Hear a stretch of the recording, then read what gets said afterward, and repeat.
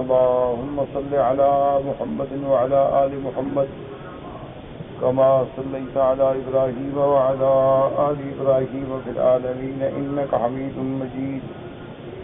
قال الله تبارك وتعالى في القرآن المجيد والفرقان الحميد: أعوذ بالله من الشيطان الرجيم. بسم الله الرحمن الرحيم. إن هذا القرآن يهدي للتي هي أقوم ويبشر المؤمنين الذين يعملون الصالحات أن لهم أجرا كبيرا وأن الذين لا يؤمنون بالآخرة أعتدنا لهم عذابا أليما. ويدعو الإنسان بالشر دعاءه بالخير وكان الإنسان عجولا. وجعلنا الليل والنهار آيتين فمحونا آية الليل وجعلنا آية النهار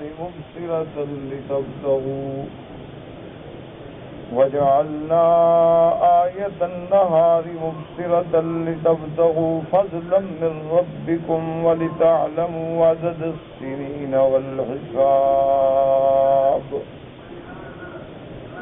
وكل شيء فصلناه تفصیلا. اللہ تبارک و تعالی نے کلام مقدس کی ان آیات مبارکہ میں قرآن مقدس کے ہدایت ہونے کے بارے میں ارشاد فرمایا ہے. جیسا کہ الحمدللہ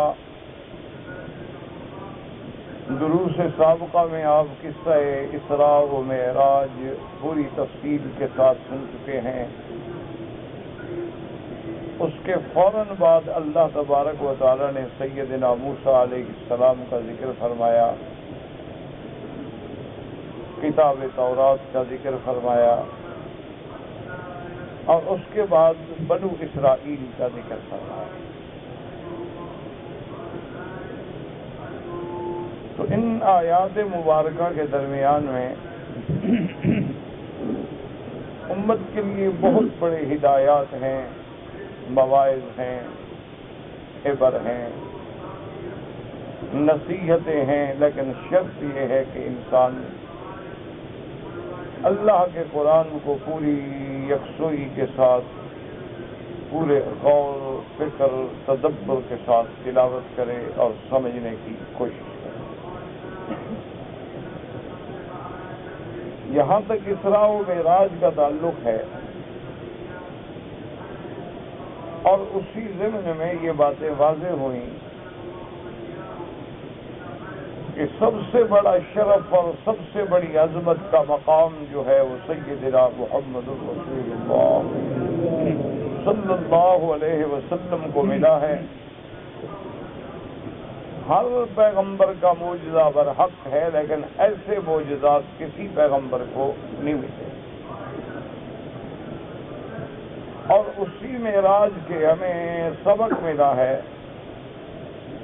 کہ سرکار دو عالم صلی اللہ علیہ وسلم جیسے تمام عالم کے لیے، تمام انس و جن کے لیے نبی ہیں، اسی طرح آپ امام الانبیاء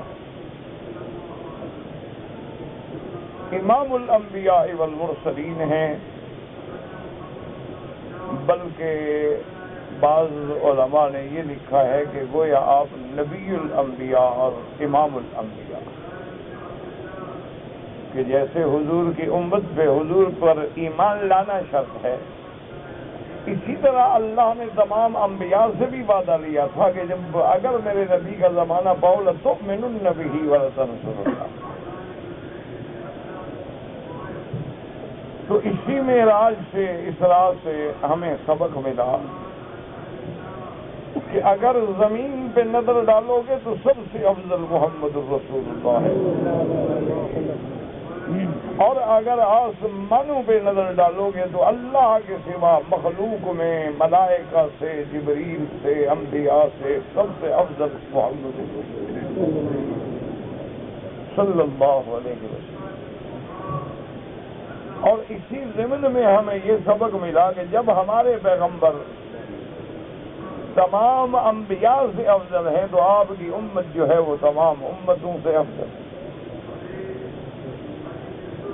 اسی لیے اللہ نے ہمیں خیر امت، اسی لیے اللہ نے امتن وسطا، اسی لیے اللہ تبارک و تعالیٰ نے حضور کی امت کو اس مقام پہ کھڑا کیا ہے جو مقام انبیاء ہے، شہداء علی الناس۔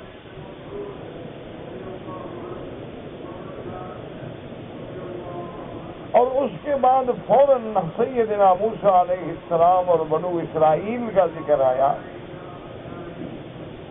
تو ہمارے لیے ایک سبق ملا کہ حضور کی امت غور کرے کہ آپ سے پہلے جو افضل امت تھی، آپ سے پہلے جو امت مسلمہ تھی، آپ سے پہلے جو خیر امت تھی، آپ سے پہلے وہ امت جس کو اللہ نے فضلناکم علی العالمین کا خطاب دیا تھا، آپ سے پہلے جو سب سے افضل کتاب تورات تھی، ان کے ماننے والے جو تھے یہود یعنی بنو اسرائیل تھے، لیکن ان پر اللہ کے جو عذاب آئے تو کیوں آئے؟ ایک ایسی امت جس کو اللہ نے افضل قرار دیا ہو۔ یہی وجہ ہے کہ آج بھی یہود اپنی کتابوں میں یہ بات بڑے واضح انداز میں کہتے ہیں، چھپاتے نہیں ہیں، وہ کہتے ہیں کہ انسان صرف یہودی ہوتا ہے، باقی کوئی انسان نہیں، یعنی باقی حیوان ہیں یا باقی ہمارے خادم ہیں، ہم صرف مخدوم ہیں۔ تو ایک ایسی قوم، ایک ایسی امت کے جس کو اللہ نے بھی قرآن میں یہ شرف بخشا کہ فضلناکم علی العالمین، اور جن کو اللہ تبارک و تعالیٰ نے بیت المقدس جیسی پاک سرزمین میں الذی بارکنا حولہ جو معراج میں پڑھ چکے ہو، وہاں کا مسکن ساکن بنایا، رہنے والا بنایا، اور اسی مسجد اقصی میں، مسجد اقصی، مسجد صخرہ، سیدنا داؤد و سلیمان کی بنائی ہوئی عظیم عمارتیں، اللہ نے ان کو ان کا وارث بنایا۔ اسی لیے آج بھی وہ کہتی ہیں نا کہ ہم تو ہیکل سلیمانی بنانا چاہتے ہیں،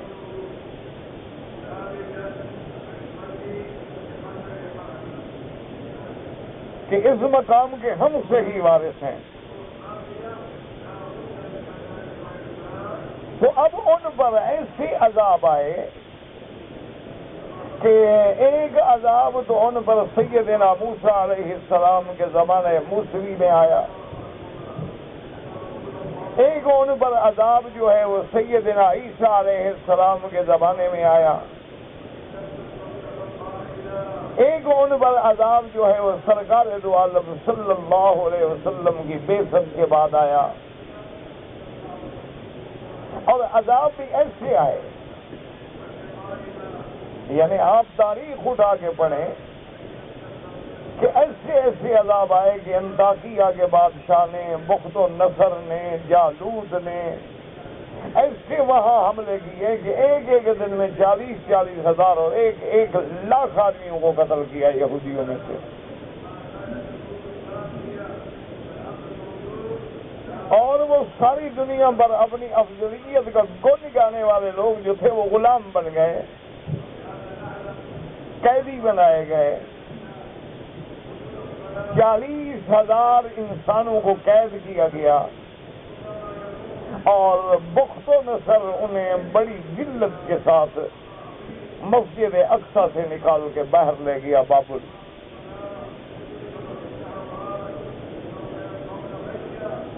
اسی طرح پھر سیدنا عیسیٰ علیہ السلام کو جب اللہ نے آسمانوں پہ اٹھا لیا، ان کے بعد پھر ان پہ عذاب آیا۔ انطاکیہ کے بادشاہ نے ان پہ حملہ کیا اور 1,00,000 آدمیوں کو ایک دن میں اس نے ذبح کیا. 1,70,000 گاڑیوں پہ پوری مسجد اقصیٰ کا سونا چاندی مجوہرات ہیرے جواہر زمرد یاقوت اٹھا کے لے گیا.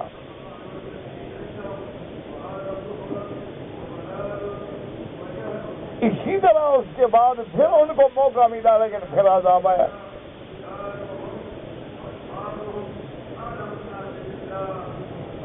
اور حضور صلی اللہ علیہ وسلم کے دور میں بھی ان پہ 3 دفعہ وہ قوم عذاب سے گزری. ایک دفعہ مدینے سے نکالے گئے، بنی قریظہ، بنی قینقاع، بنو نذیر، ان کو مدینہ منورہ سے ذلت و خواری اور رسوائی کے ساتھ نکالا گیا.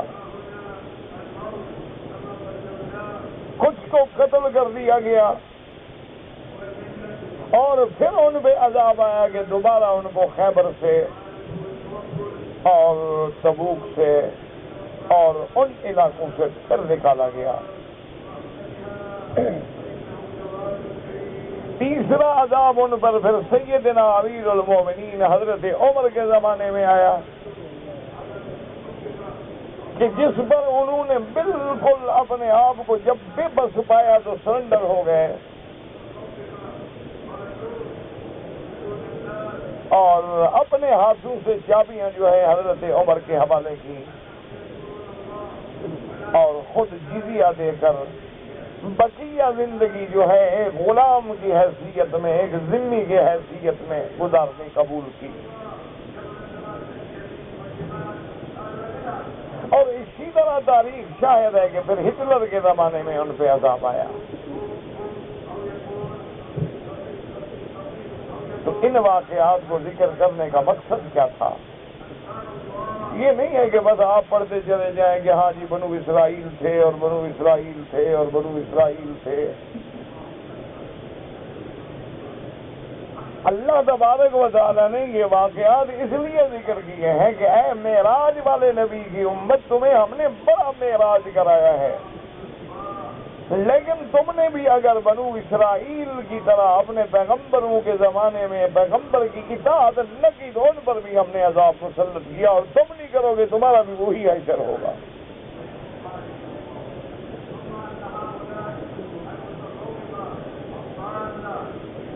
اگر انہوں نے موسیٰ علیہ السلام کے فرمان کی خلاف ورزی کی، اگر انہوں نے جہاد بیت المقدس سے انکار کیا، اگر انہوں نے سیدنا موسیٰ علیہ السلام کے حکم کے خلاف دوبارہ بت پرستی کا آغاز کیا، تو اللہ نے ان پر ایسے عذاب کے کوڑے برسائے. کبھی خنزیر بنائے گئے، کبھی بندر بنائے گئے، کبھی جنگل سیہ میں 40 سال تک بھٹکائے گئے، عذاب آتے گئے. پھر ذرا ٹھیک ہوئے، موقع ملا اور اللہ نے پھر ان کو سنبھلنے کا موقع دیا. لیکن جب عیسیٰ علیہ السلام کا زمانہ آیا وہ پھر اسی طرح بدبخت اپنی سابقہ شرارتوں پہ آ گئے اور عیسیٰ علیہ السلام کو پھانسی دینے کی کوشش کی، قتل کرنے کی کوشش کی.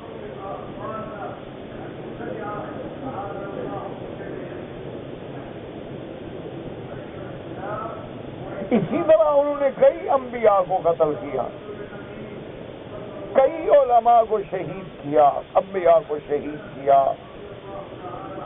سیدنا عیسیٰ علیہ السلام پہ حملہ کیا، محاصرہ کیا، ان کو پھانسی دینا چاہا. یہ تو میرے اللہ کی قدرت ہے کہ اللہ نے عیسیٰ علیہ السلام کو زندہ آسمانوں پہ اٹھا دیا اور ایک آدمی پہ شبیہ ہی ڈال دی عیسیٰ علیہ السلام کی.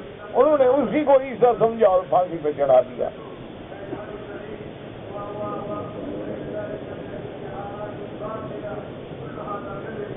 تو اللہ نے ان پہ پھر عذاب مسلط. تو اس سے اللہ نے ہمیں سبق دیا ہے کہ حضور امام الانبیاء ہیں، سرکار دو عالم صاحب الاسراء والمعراج ہیں، سرکار دو عالم سید الاولین والآخرین ہیں، اور تم ان کی آخری امت ہو. اگر تم نے بھی نافرمانی کی تمہارا بھی یہی حشر ہوگا.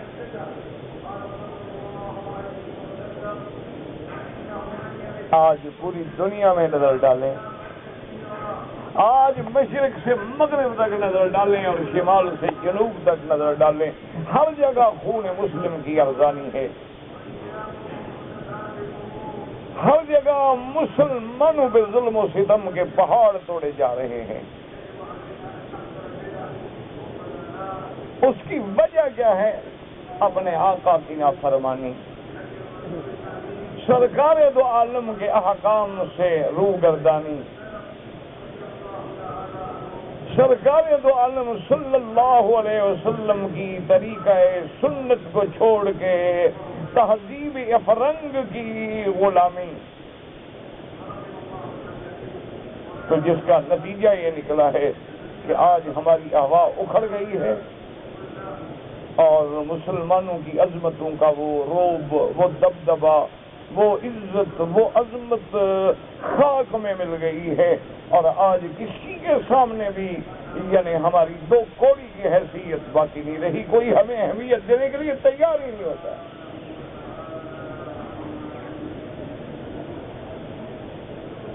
اس کی وجہ یہ ہے کہ جب آدمی وہ تاریخ کا مطالعہ کرتے ہیں،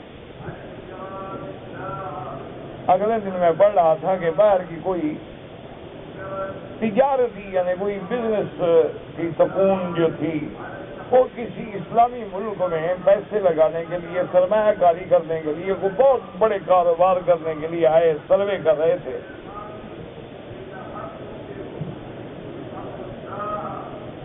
تو اتفاقات سے ٹریفک میں ازدحام ہو گیا،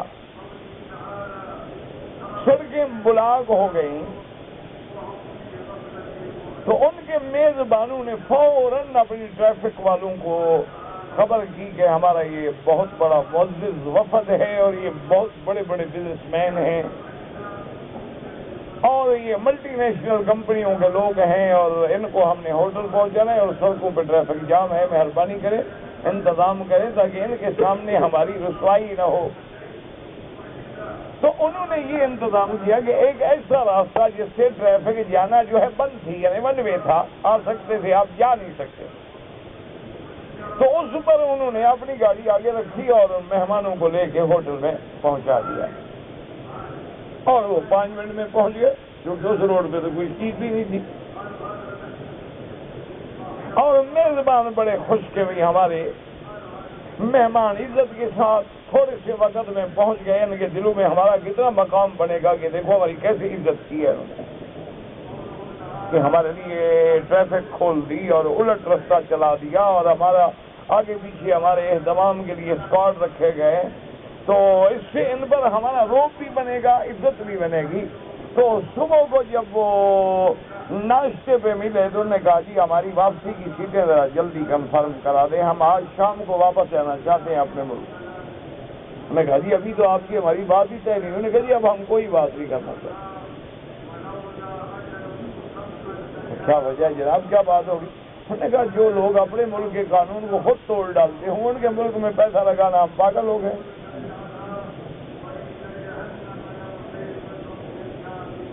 انہوں نے کہا یہاں کا قانون تمہارے لیے ایک منہ کی ناک ہو گئی، جدھر چاہو موڑ دو، جب چاہو بند کر دو، جب چاہو کھول دو، یہ کیا بات ہوئی؟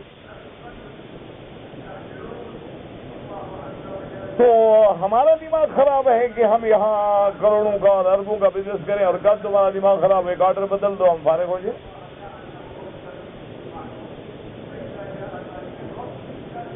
تو اندازہ کریں کہ وجہ کیا ہے کہ آج ہم پہ کوئی اعتماد نہیں کرتا، کہ لوگ پڑھتے ہیں، تاریخ دیکھتے ہیں کہ یہ لوگ جب حضور کا نام لیتے ہیں چوم لیتے ہیں، حضور کا نام لیتے ہیں کھڑے ہو جاتے ہیں، لیکن اسی نبی کے یہ غدار ہیں تو ہمارے وفادار کیسے ہو سکتے ہیں؟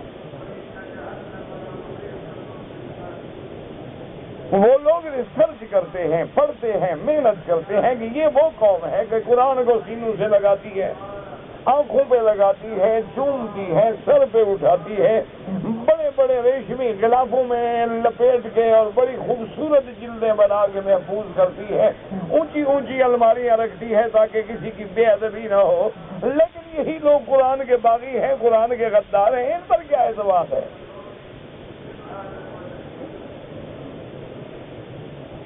یعنی آپ اللہ کے کعبے میں ہیں، ناراض نہ ہوں، بعض اوقات میری باتیں آپ کو تلخ بھی لگتی ہوں گی، کڑوی بھی لگتی ہوں گی، اور بہت سارے دوست میرے مجھے ہدایتیں بھی دیتے رہتے ہیں کہ جی آپ ذرا مہربانی کریں، کبھی کبھی آپ روڈ ہو جاتے ہیں، سخت ہو جاتے ہیں۔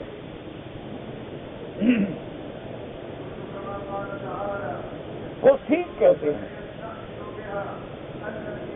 لیکن جس کے زخموں پر آپ نمک اور مرچ چھڑکاؤ کر دیں وہ چیخے گا نہیں تو کیا کرے گا؟ یہ تو عجیب بات ہے نا کہ آپ مرغی کو ذبح کر دیں اور اس کو پھینک دیں، کہیں تڑپے بھی نہیں۔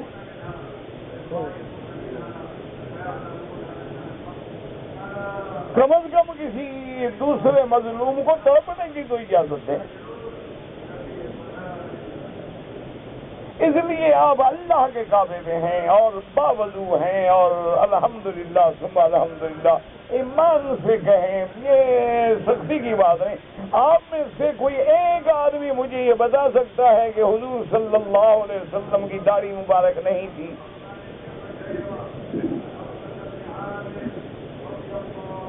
کوئی ایک آدمی، پڑھا لکھا چھوٹا بچہ، پرائمری پاس، ایم اے، ڈبل ایم اے، LLB، قانون دان، بڑا بڑا، کہ حضور کی داڑھی مبارک جو ہے نہیں تھی یا تھی؟ دو باتوں میں سے جو بات ہو اللہ کے کعبے میں سچی کر دیں۔ حضور کی داڑھی تھی؟ تمام انبیاء، تمام محدثین اور اولیاء، تو تم کس کی اتباع میں داڑھی مڈاتے ہو؟ ایک چھوٹی سی بات۔ اب تو خیر کچھ لوگوں نے ماشاءاللہ انہوں نے ایسے مولوی بھی پیدا ہو گئے، انہوں نے کہا جی ایک ہیں اعتقادیات اور ایک ہیں عبادات، ایک ہیں معاملات اور ایک ہیں عادات۔ اعتقادیات، عبادات، معاملات اور ایک ہے عادات۔ انہوں نے یہ دماغوں میں بٹھا دیا ہے کہ بابا یہ داڑھی رکھنا ہے، یہ تو عادت ہے حضور کی، اگر کوئی رکھے رکھے نہ رکھے نہ رکھے، عادت کی بات ہے، اس کی پیروی ضروری تھوڑی ہے۔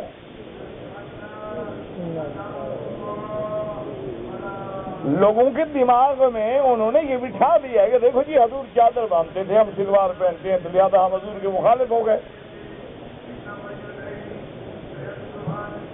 حضور نے کبھی پاجامہ نہیں پہنا، ہم پاجامہ پہنتے ہیں، لہذا ہم حضور کے مخالف ہو گئے۔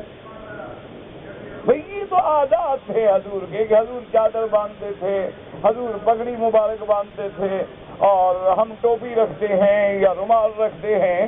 اسی طرح وہ کہتے ہیں کہ داڑھی جو ہے یہ بھی حضور کے عادات میں شامل تھی، حضور کو بڑی خوبصورت لگتی تھی، سجتی تھی، جمال تھا، ہمیں اچھی نہیں لگتی، ہم نہیں رکھتے۔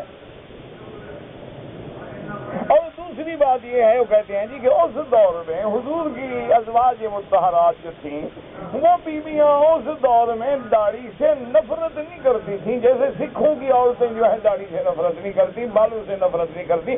ہماری عورتیں نفرت کرتی ہیں، ہم نے آخر عورت کو گھر میں رکھنا ہے، بھگانا تھوڑا ہے۔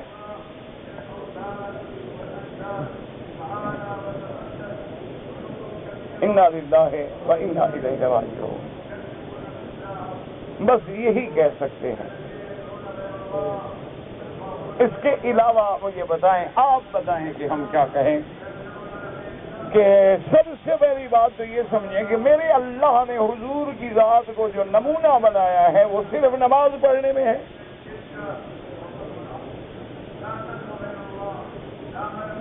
اور روزہ رکھنے میں ہے، حج کرنے میں ہے، باقی کھانے میں، پینے میں، سونے میں، اٹھنے میں حضور نمونہ نہیں ہے، کیونکہ وہ تو عادات ہیں۔ اور یہاں تک داڑھی کا تعلق ہے، یہ عادات ہیں، یہ حکم رسول بھی ہے کہ اوفوا اللحیٰ وقصوا الشوارب، داڑھی بڑھاؤ اور مونچھیں کٹاؤ، یہ صرف عادت ہے یا حکم ہے؟ اور کیا ضرورت تھی میرے آقا کو اس بات کے بیان کرنے کی کہ معراج والی رات میں نے دیکھا کہ ہارون علیہ السلام کی داڑھی مبارک جو ہے ناف تک تھی، صرف داڑھی کے حوالہ دینے کی کیا ضرورت تھی؟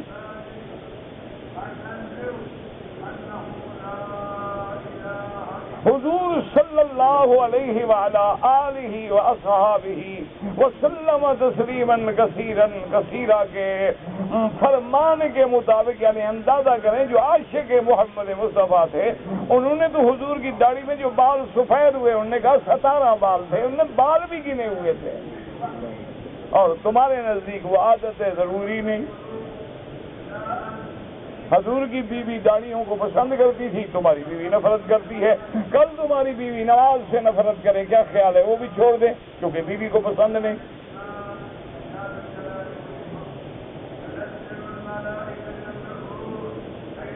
تو پھر آپ مجھے سمجھائیں کہ آپ ایک طرف سے یہ دعویٰ کرتے ہیں کہ جی حضور کا نام آئے تو کیوں بولو،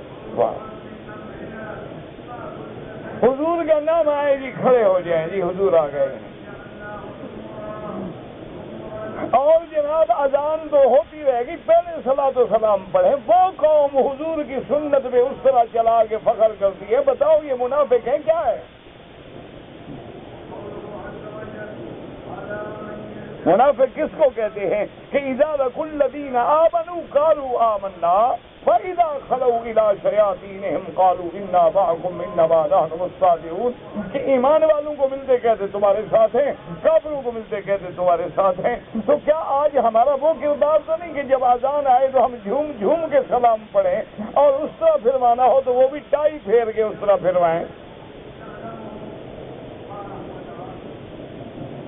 مجھے بتائیں، منافق کے سینگ ہوتے ہیں، دم ہوتی ہے، تو جس قوم کا یہ عالم ہو وہ قوم ذلیل نہیں ہوگی تو کیا ہو؟ اور حضور نے جب ہمیں یہ بات فرما دی تھی کہ جب تمہارے اندر گانا بجانا عام ہو جائے گا، ایمان سے کہو آج عام ہے یا نہیں؟ 1400 سال پہلے حضور فرما رہے ہیں، اور آج تیرے ہر بڑے گھر میں باقاعدہ فلور ہیں ڈانس کے لیے۔ آج تمہارے ہر بڑے شہر میں کلب ہیں، کیبرے ہیں، میوزک ہے، بلکہ موسیقی سبحان اللہ عبادت ہے، روحانی غذا ہے۔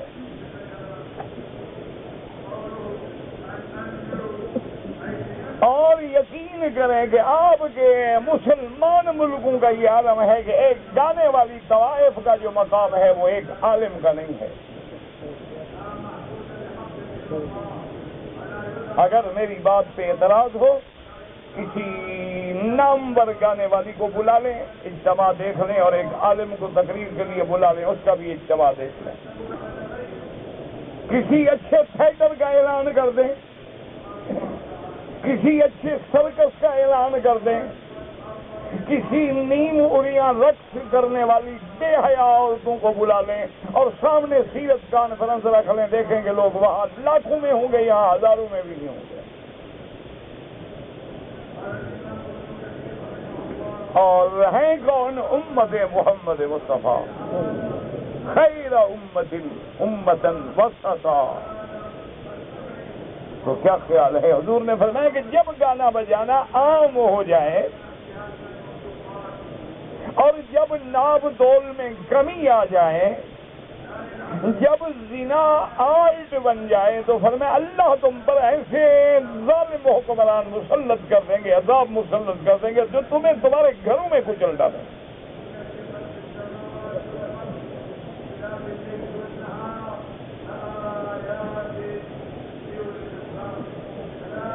اسی طریقے سے حضور نے فرمایا کہ جب شراب کا نام بدل دیا جائے، جب تجارت کا سود کا نام بزنس اور تجارت بنا دیا جائے اور سروس چارجز کے نام سے وصول کیا جائے، تو اللہ تمہارے رزق میں برکتیں چھین لیں گے، اٹھا لیں گے، نہ زمین میں برکتیں ہوں گی نہ آسمان سے رحمتیں نازل ہوں گی۔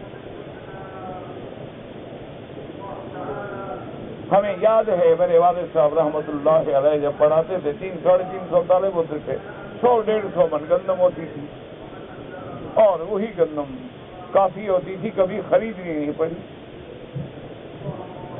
اب جناب یہ ہے کہ اللہ کی رحمت سے ہزاروں من ہوتی ہے اور ہر سال خریدتے ہیں طلباء کے لیے۔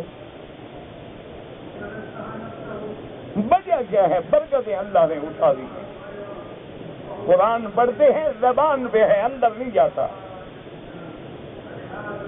کعبۃ اللہ میں آتے ہیں، دیکھتے ہیں، لیکن کعبہ کبھی ہمارے اندر داخل نہیں ہوا۔ زمین پہ ہم سجدہ کرتے ہیں، سبحان ربی الاعلیٰ کہتے ہیں، لیکن کبھی ہم نے اس کو اعلیٰ نہیں مانا۔ رکوع میں ہم سبحان ربی العظیم کہتے ہیں، لیکن کبھی ہم نے اللہ کی عظمت و بڑائی کا سچے دل سے اقرار و اعتراف نہیں کیا۔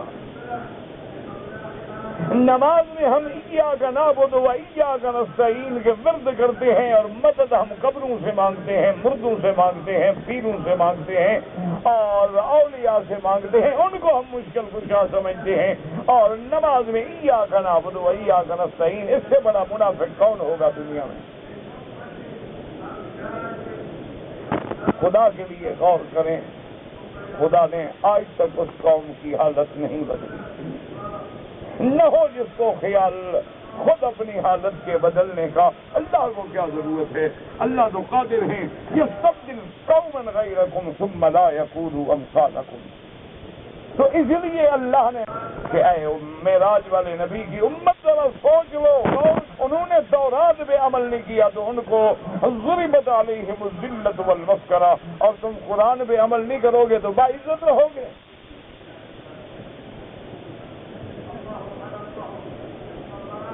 اسی لیے سیدنا امیر المومنین عمر بن الخطاب رضی اللہ تعالی عنہ کی خدمت میں جب گورنر مکہ آئے مدینہ منورہ میں ملنے کے لیے، تو آپ نے پوچھا کہ تم نے مکے میں کس کو حاکم بنا کے آئے ہو؟ اپنا قائم مقام تم نے کس کو بنایا؟ اس نے کہا ابن ابزہ۔ حضرت عمر ناراض ہو گئے، کہنے لگے ہمارے ابن ابزہ کو بنے، وہ تو غلام قوم سے ہے، موالی میں سے ہے، اور مکے والوں کا اہل مکہ دا اہل اللہ، مکے والے تو اہل اللہ ہیں، اللہ کے گھر میں رہنے والے لوگ ہیں، جو جس کے گھر میں رہتا ہے اسی کا اہل ہے نا۔ تم اپنی بیوی کو اہلیہ کیوں کہتے ہو؟ حضور کے گھرانے کو اہل بیت کیوں کہتے ہیں؟ تو جو مکے میں رہے گا وہ اہل اللہ ہے، وہ اللہ کے گھر میں رہنے والا ہے۔ تو تم نے یہ کیا کیا ہے؟ تو گورنر نے عرض کیا کہ امیر المومنین ناراض نہ ہوں، وہ سب سے زیادہ قرآن کا حافظ بھی ہے اور قرآن کا عالم بھی ہے۔ تو فبکا عمر رونے لگ گئے اور کہا صدق رسول اللہ، صدق رسول اللہ صلی اللہ علیہ وسلم، ان اللہ یرفع بہذا الکتاب اقواما ویضع بہا آخرین۔ میرے محبوب نے سچ کہا ہے، اللہ اس قرآن سے قوموں کو اونچا کر دیں گے اور اسی قرآن سے قوموں کو ذلیل کر دیں گے۔ جو مانیں گے وہ اونچے ہو جائیں گے، اور جو انکار و اعراض کریں گے وہ ہمیشہ ذلت کے کنویں میں گر جائیں۔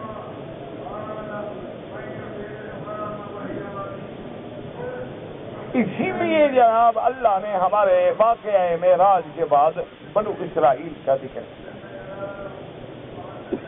اور اس کے بعد یہ آیت ہے جو آیت آج کے سبق میں ہم نے تلاوت کی۔ اللہ نے فرمایا ان ھذا القرآن یہدی للتی ہی اقوم وَيُبَشِّرُ الْمُؤْمِنِينَ الَّذِينَ يَعْمَلُونَ الصَّالِحَاتِ أَنَّ لَهُمْ أَجْرًا كَبِيرًا وَأَنَّ الَّذِينَ لَا يُؤْمِنُونَ بِالْآخِرَةِ أَعْتَدْنَا لَهُمْ عَذَابًا أَلِيمًا۔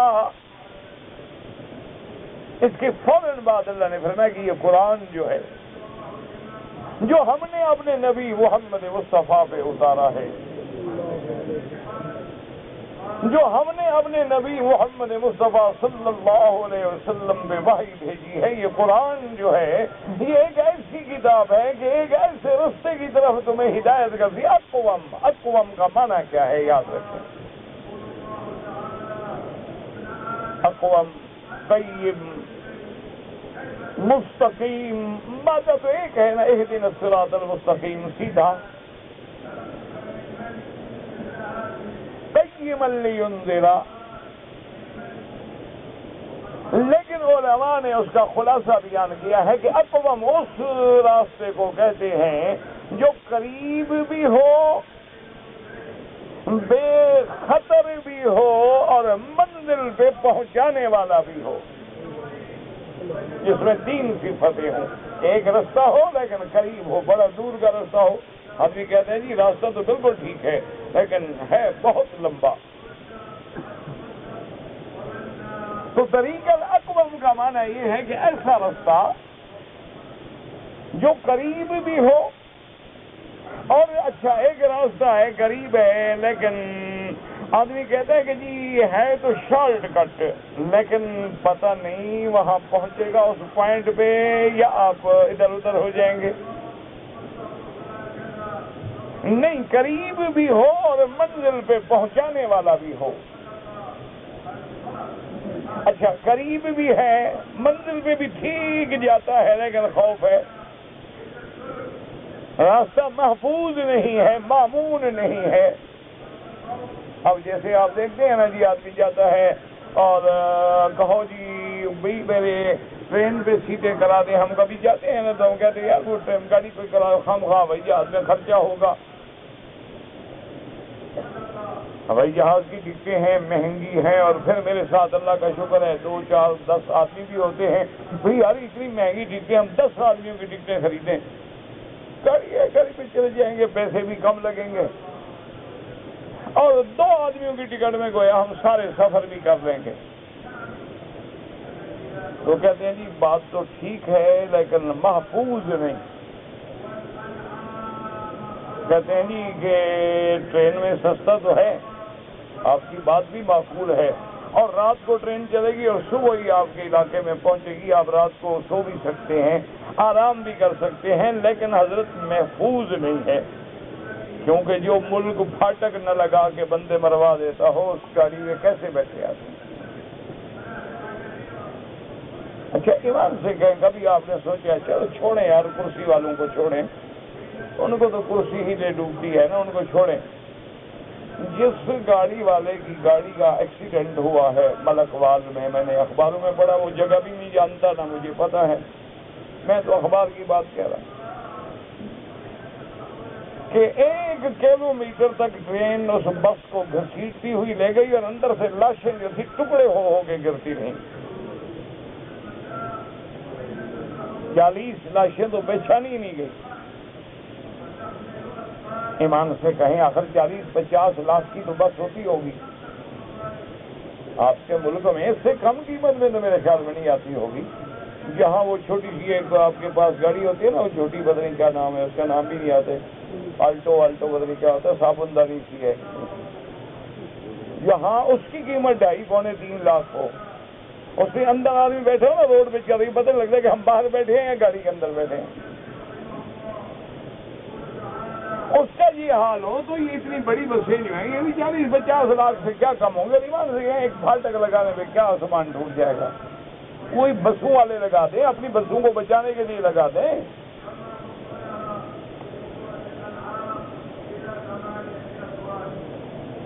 چلو کرسی والے نہ لگائیں، ان کے بعد اور بڑے کام ہیں، آخر تمہاری بسیں چلتی ہیں، تمہاری ذمہ داری ہے، انشورڈ ہیں، اب 40 آدمی جن کے خاندان کے مر گئے ہیں ان کا پھر کیا گزرے گی؟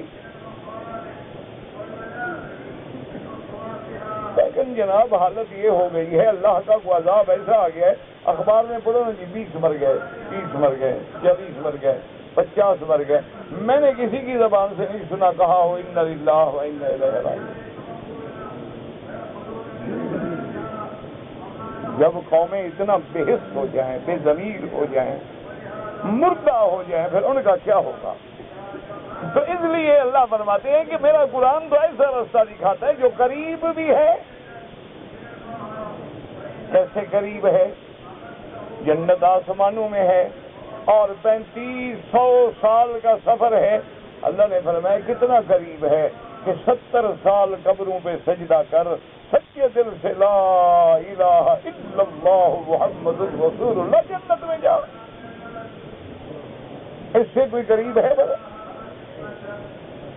70 سال بھگوان پوجتا رہو، دیوتا پوجتا رہو اور مندروں میں زندگی گزر جائے، بس ایک دفعہ سچے دل سے کلمہ پڑھ لے جنت کتنا قریب ہے. اس سے بڑا شارٹ کٹ رستہ کوئی ہے کہ من قال لا الہ الا اللہ دخل الجنہ؟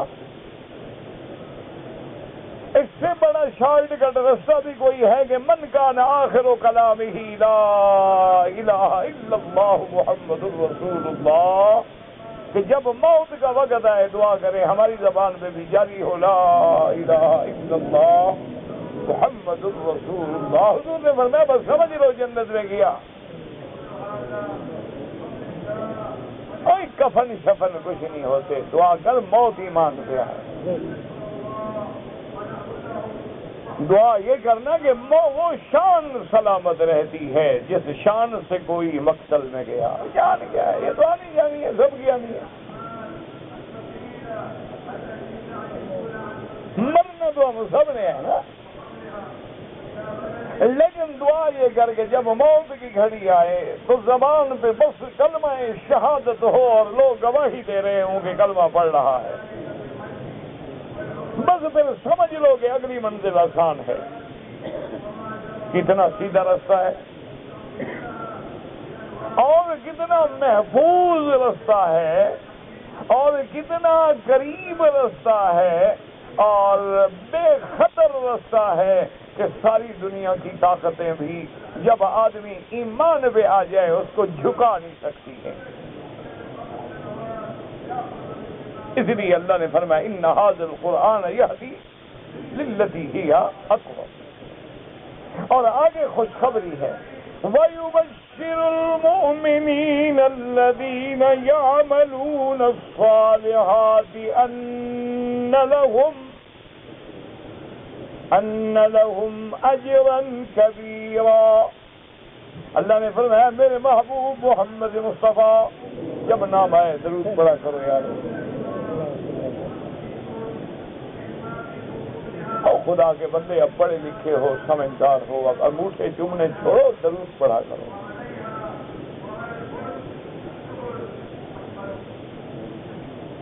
جہاں بھی قرآن میں دیکھو گے ایمان کا لفظ آئے گا آگے اعمال صالحہ کا لفظ آئے گا. تم نے سمجھ لیا کہ بس ایمان ہے بس رام ایمان ہی کافی ہے. اور جی ہم مسلمان ہیں بادشاہ کی ہے نماز 2 سال تو نہیں پڑھتا میں مسلمان ہے جی. یہ کیسا مسلمان ہے؟ سارے قرآن ان الذین آمنوا وعملوا الصالحات.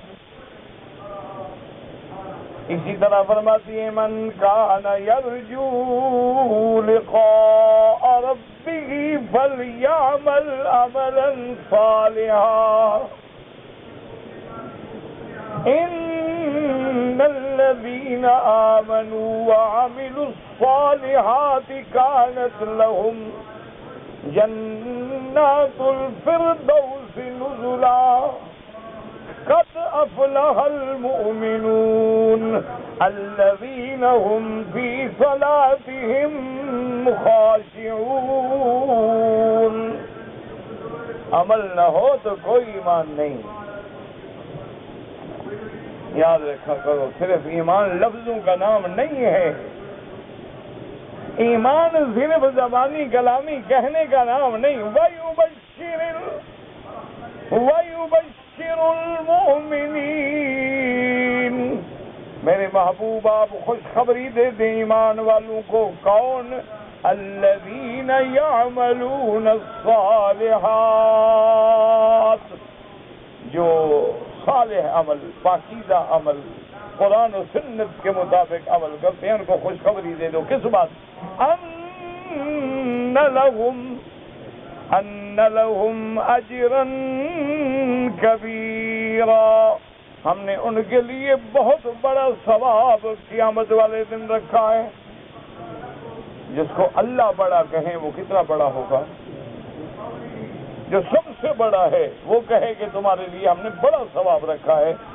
تو بادشاہ جب کسی کو بدلہ دیتے ہیں تو اپنی شان کے مطابق دیتے ہیں نا. وہ لینے والے کو تو نہیں دیکھتے، وہ دیکھتے ہیں کہ ہماری شان کیا ہے. اور آگے یہ بھی بتلا دیا وَأَنَّ الَّذِينَ لَا يُؤْمِنُونَ بِالْآخِرَةِ اور جن لوگوں کا ایمان آخرت پہ نہیں ہے کیا مانا؟ مانا یہ ہے کہ جب آخرت پہ ایمان نہیں تو اللہ پہ بھی ایمان نہیں، رسول پہ بھی ایمان نہیں، ملائکہ پہ بھی ایمان نہیں، کتاب پہ بھی ایمان نہیں، قرآن پہ بھی ایمان نہیں۔ کیوں؟ جو آخرت پہ ایمان نہیں رکھتا، آخرت کی خبر دینے والا کون ہے؟ محمد الرسول اللہ۔ لانے والے کون ہے؟ ملائکہ۔ آخرت کی آیتیں قسمیں ہیں قرآن میں، اور آخرت نہ ہو تو اللہ عدل کہاں فرمائیں گے؟ تو اس کا معنی یہ ہے کہ آخرت بھی ایمان نہیں تو گویا کسی چیز پہ بھی ایمان نہیں۔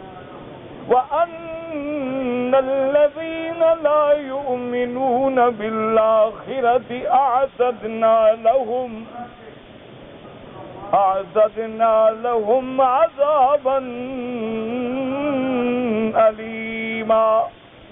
ان کے لیے ہم نے تیار کر رکھا ہے، یہ نہیں کہ آئندہ کریں گے، بلکہ جہنم تیار ہے، عذاب دردناک تیار ہے۔ اللہ فرماتی ہے میرا مدنی یہ بندہ دیکھو کیسا ہے، وَيَدْعُ الْإِنسَانُ بِالشَّرِّ دُعَاءَهُ بِالْخَيْرِ۔ یہ انسان ایسا جاہل ہے کہ اپنی ہلاکت کی دعائیں بھی ایسے مانگتا ہے جیسے بہتری کی دعائیں مانگتا ہو۔ کیسا بھی کیوں؟ وَكَانَ الْإِنسَانُ عَجُولًا۔ اللہ فرماتی ہیں یہ تو میری رحمت ہے، ورنہ جو تم کبھی کبھی اپنے خلاف دعائیں مانگتے ہو، اپنی اولادوں کو کہتی ہو خدا تجھے برباد کرے، خدا تجھے ہلاک کرے، تجھ پہ لاکھوں لعنتیں ہوں، اللہ مجھے خراب کرے۔ اللہ فرمائے اگر وہ میں دعائیں سن لوں تو تم میں ایک بھی نہ بچے۔ یہ تو میری مہربانی ہے کہ میں پھر مہلت دے دیتا ہوں، کیونکہ انسان جلد باز ہے، کبھی کبھی جلد بازی میں خیر کے مانگنے کے بجائے شر مانگتا ہے اپنے۔ تو اللہ سے دعا کریں اللہ ہمیں خیر مانگنے والا بنائے، اور اللہ ہمیں ہر شر سے بچائے، اور حضور کی امت کو ہر شر سے بچائے، اور بلد الامین کو اللہ قیامت تک ہر شر سے محفوظ رکھے۔ کہتے جی کہ ایک آدمی مرنے کے وصیت کرتا ہے کہ مرنے کے وقت میرے گردے اور میرے آنکھیں نکال لو۔ غلط بات ہے، کیوں؟ یہ اس کا کوئی ملک ہے؟ یہ اللہ کی امانت ہے۔ اگر تو آنکھوں کے تم خود مالک ہو پھر جس کو چاہو دے دو، اور اگر اللہ نے تمہیں امانت دی ہے تم کون ہو خیانت کرنے والے؟ یہ تو جاہلوں کی اور میری بڑی ہمدردی ہو رہی ہے۔ اللہ کے بندے جتنا کائنات میں اندھے ہیں، جن کو سب کو آنکھیں مل گئی ہیں، یہ اللہ کا نظام ہے، اندھے بھی ہوں گے، آنکھوں والے بھی ہوں گے، صحت بھی ہوگی، بیماری بھی ہوگی، لیکن یہ توہین ہے اور مردے کی اہانت ہے کہ اس کی آنکھیں نکالی جائیں، گردے نکالے جائیں۔ جمعہ کا جب خطبہ ہو طواف نہیں، کوئی کام بھی نہ کریں، بالکل خطبہ سنیں، کیونکہ حکم ہے کہ امر بالمعروف بھی نہ کرو۔ حضور نے فرمایا اگر کوئی باتیں کر رہا ہے اس کو یہ بھی نہ کہو چپ کرو، اگر کہو گے تو تمہارا ثواب بھی ختم ہو گیا۔ اشارہ کرو لیکن بات نہ کرو۔ تو جب امر بالمعروف بھی منع ہے تو طواف کرنے کا کیا مطلب؟ طواف تو ایک نفلی عبادت ہے۔ کہتے جی کہ ایک جماعت ہے جو لوگ ہاتھ چھوڑ کے نماز پڑھتے ہیں، تو ان سے پوچھو کیوں ہاتھ چھوڑتے ہیں؟ بھائی جو ہاتھ چھوڑتا ہے اس سے پوچھو، سب کا میں ٹھیکیدار ہوں بھلا؟ میری کیا ذمہ داری ہے کہ ہاتھ وہ چھوڑے جواب میں دوں؟ میں تو ہاتھ باندھ کے پڑھتا ہوں۔ بہرحال یہ جمہور امت کے خلاف ہے، ہاتھ چھوڑنے کے کوئی روایت نہیں۔ ایک روایت ہے، وہ بھی محدثین نے فرمایا کہ سرکار دو عالم کو تکلیف تھی، ورنہ ہاتھ باندھ کے پڑھنی چاہیے، غلط کرتے ہیں۔ کہتے جی کہ ساتھ سلام پھیرتے ہیں تو 3 بار ہاتھوں پہ ہاتھ مارتے ہیں، یہ بھی غلط ہے۔ اسلام نے ہمیں سکھایا ہے کہ نماز کی تحریمها التکبیر و تحلیلها التسلیم۔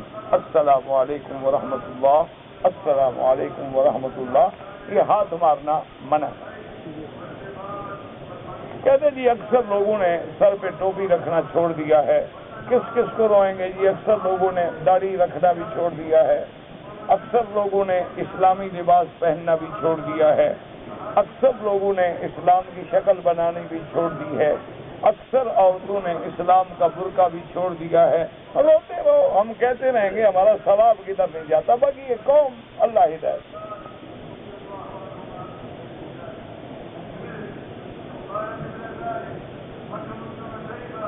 حی علی الصلاۃ اور حی علی الفلاح کا جواب جو ہے، مسجد ہو یا آپ باہر ہوں، لا حول ولا قوت الا باللہ، لا حول ولا قوت الا باللہ العلی العظیم۔ مسجد میں کھڑے ہو یا جہیں کھڑے ہو، یہی جواب دینا ہوگا۔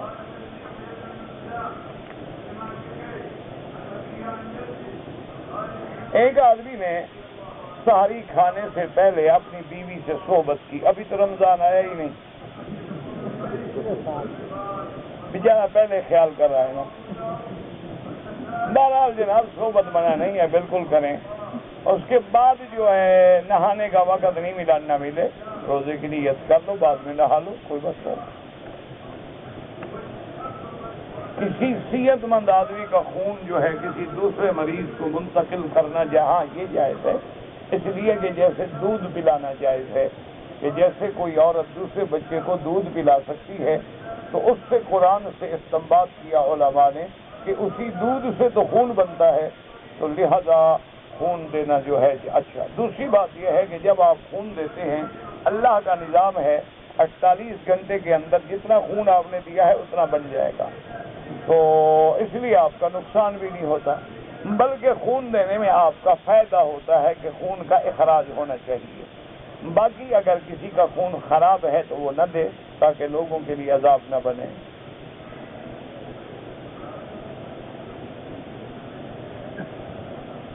کہتے جی کہ اگر ایک آدمی روزے دار ہے، اس کو انجیکشن لگوانا ہے انٹرمسکولر یعنی گوشت میں یا پٹھے میں، یا انٹروینس یعنی رگ میں، دونوں جائز ہیں، کوئی منع نہیں۔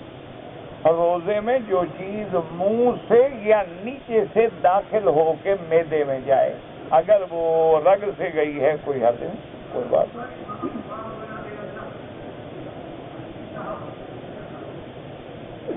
آج کل کہتے ہیں جی جب دانت نکالنا ہو تو ایک انجیکشن ہوتا ہے وہ لگا دیتے ہیں تاکہ وہ جگہ جو ہے تھوڑی سی سن ہو جائے، زیلوکین کا انجیکشن دیتے، کوئی بھی بات نہیں، بطور علاج ہے، بطور علاج کوئی حرج نہیں۔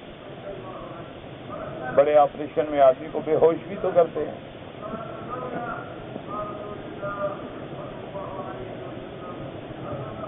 کہتے ہیں جی میت دفن ہونے سے پہلے دعا دفن ہونے سے پہلے وہی دعا ہے جو کر رہے ہیں جنازے والی، اللہم اغفر لحینا و میتنا، یہ دعا ہے۔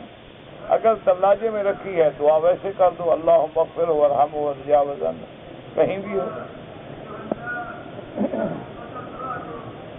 میت کے بارے میں کتنے دن دعا مانگے؟ ساری زندگی دعا مانگو، کوئی منع نہیں۔ یہ جو رواج ہے کہ تیسرے دن کل شریف اور 7ویں شریف اور 10واں شریف اور 12واں شریف، یہ بدعت ہے۔ باقی دعا ساری زندگی مانگتے رہو، روز نہیں مانگتے ہیں اللہم اغفر لحینا و میتنا و شاہدنا و غائبنا و صغیرنا و کبیرنا و ذکرنا و انثانا، اور روز دعا نہیں اللہم اغفر لجمیع المسلمین والمسلمات المؤمنین والمؤمنات الاحیاء منہم والاموات۔ آب زمزم اگر کوئی پینے کے بجائے چائے پکانے میں استعمال کرے کوئی مسئلہ نہیں، چائے میں ڈالو، سالن میں ڈالو، پانی میں ڈالو، پانی ہے۔ وہ تو علماء نے لکھا ہے کہ جب دوسرا پانی ہمیں باقی کاموں کے لیے میسر ہے تو ادب کا تقاضا یہ ہے کہ اس کو صرف ہم پینے کے کام لگائیں، ورنہ تو پانی ہے۔ آخر اسماعیل علیہ السلام غسل جنابت کس سے کرتے تھے؟ اسماعیل علیہ السلام کھانا کس سے پکا؟ اس سے پانی کوئی نہیں تھا زمزم کے سوا۔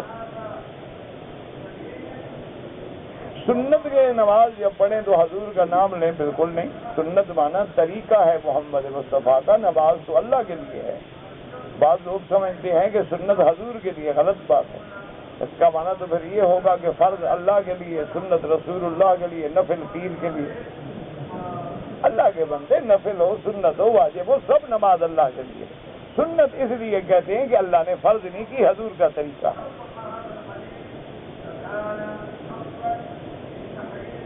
آذان اور تکبیر سے پہلے جو ہمارے ملک میں صلاۃ و سلام پڑھتے ہیں بالکل بدعت ہے۔ اگر عقل ہو تو ہم آذان میں حضور کی شہادت دیتے ہیں، اشہد ان لا الہ الا اللہ، اشہد ان محمد رسول اللہ، گواہی ہو رہی ہے، پھر آپ باقی سلام کا ہے، شہادت سے بڑی کوئی چیز ہے؟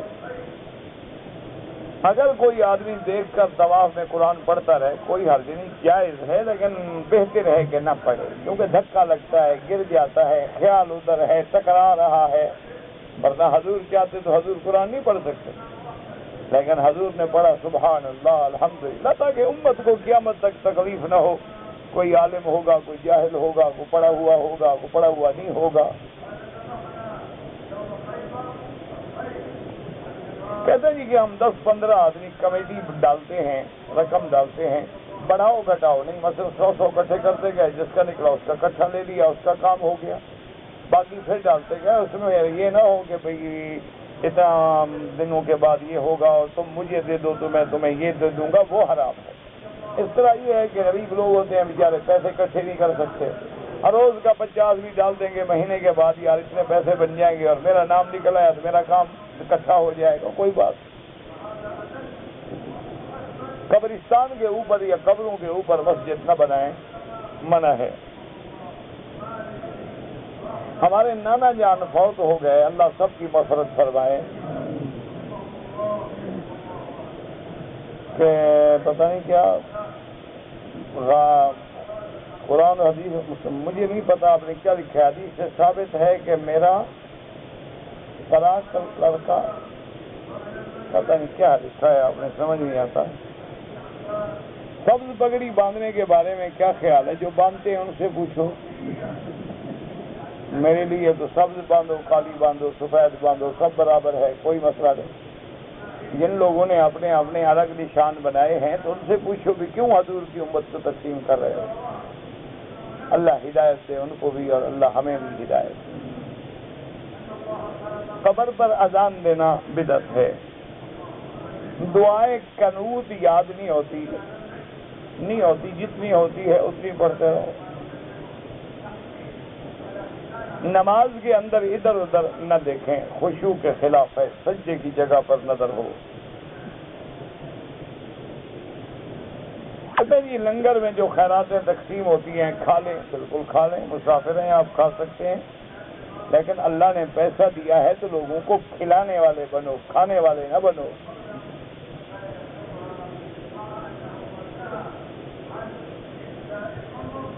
میں نے 4 عمرے کیے ہیں، لوگ کہتے ہیں عمرہ نہ کرو خیرات کرو، اللہ نے لکھا ہے عمرہ تو کون روک سکتا ہے؟ تمہارے مقدر میں عمرہ لکھا ہے، عمرے بھی کرو خیرات بھی کرو۔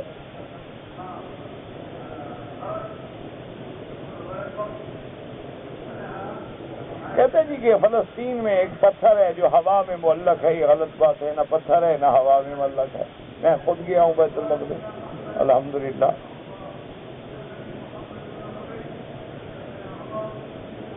لائف انشورنس حرام ہے؟ ہاں بالکل حرام ہے۔ یہ ہے مجبوری اضطرار کہ بھئی تھرڈ پارٹی، ایک ڈرائیور کی تنخواہ بیچارے کی 600 ریال ہے، ایکسیڈنٹ ہو جائے 1,40,000 دیت ہے، وہ تو ساری زندگی جیل میں مر جائے گا۔ یہ اضطرار کی کیفیت میں تھرڈ پارٹی کے لیے گنجائش ہے، یہ حکم نہیں کہ اپنی کراؤ۔ مسئلے کو سمجھا کرو، اعتراض بعد میں کیا کرو۔ جیسے دیکھو نا آدمی بیمار ہے، کھانسی کی شربت دیتے ہیں، اس میں الکوہل ہے، لیکن وہ ہم الکوہل سمجھ کے تو نہیں پی رہے ہو، دوائی سمجھ کے ہم غریب پی رہے ہیں۔ اسی طرح جیسے ابھی آپ نے پوچھا دانت نکالنا ہے، زلوکین کے انجیکشن دے رہے ہیں، وہ بھی تو نشہ ہے۔ مقامی طور پہ اس جگہ تو سن کرے، مجبوری ہے، وہ خوشی سے تھوڑا لگوا رہے ہیں۔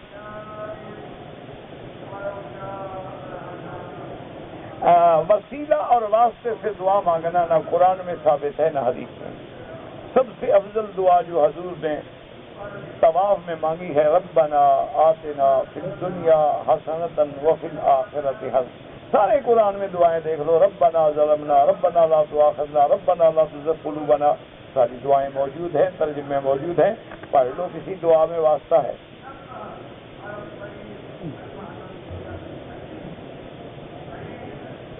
کہتے جی کہ بچے کا نام محمد رکھنا جائز ہے، باقی لوگ گالی دیتے ہیں تو گالی دینے والے کا قصور ہے، نام کا کیا قصور ہے؟ محمد نام رکھو، احمد نام رکھو، حضور کے نام پہ نام رکھو، بالکل۔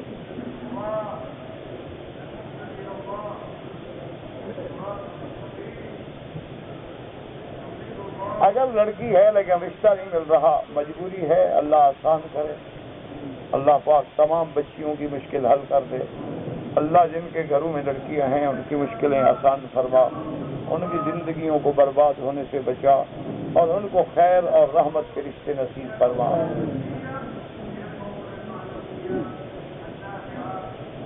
حرم کے علاوہ ہمارے ملکوں میں مغرب کی اذان کے بعد 2 رکعت نہیں پڑھتے، وہاں وقفہ بھی نہیں ہوتا، اور بہتر یہی ہے کہ فوراً نماز کھڑی ہو جائے۔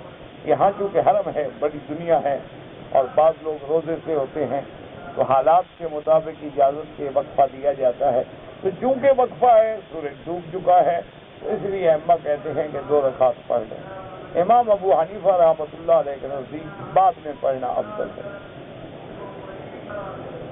کہتے جی میرے پڑوس میں مسجد ہے، میرا امام سے جھگڑا ہو گیا تھا، میں نے ان کو برا بھلا بھی کہا تھا، تو معافی مانگ لو جا کر بس، تم بھی بخش دو وہ بھی بخش دیں۔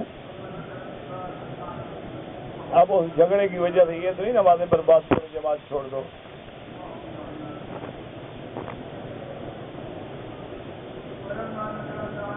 ہم پچھلے سال رمضان کے بعد شوال میں مدینے گئے تھے، لیکن عمرہ نہیں کیا تھا، نیت نہیں کی تھی۔ امام ابو حنیفہ رحمۃ اللہ علیہ کے نزدیک دم پڑ گئی، عمرہ بھی قضا کریں اور دم بھی ادا کریں۔ ہم طائف جا رہے تھے، ہم نے گھر سے نیت کی تھی کہ احرام باندھیں گے، نہیں باندھا، عمرہ بھی قضا کریں، دم بھی ادا کریں۔ اگر ہم زمزم کا پانی پیتے ہیں اس میں چیونٹیاں پڑ جائیں، پانی بہا دو، یہ تھوڑا ہے کہ وہ اس کو پی جاؤ کوئی بیماری ہو جائے۔ جو آدمی خواب دیکھا ہے، مجھے خواب کا کوئی پتہ نہیں۔ بعض لوگ جو ہیں رضی اللہ عنہ ہر صحابی کے ساتھ ہے، حضرت علی ہوں یا حضرت صدیق ہوں، تمام صحابہ کو رضی اللہ عنہ کہنا چاہیے۔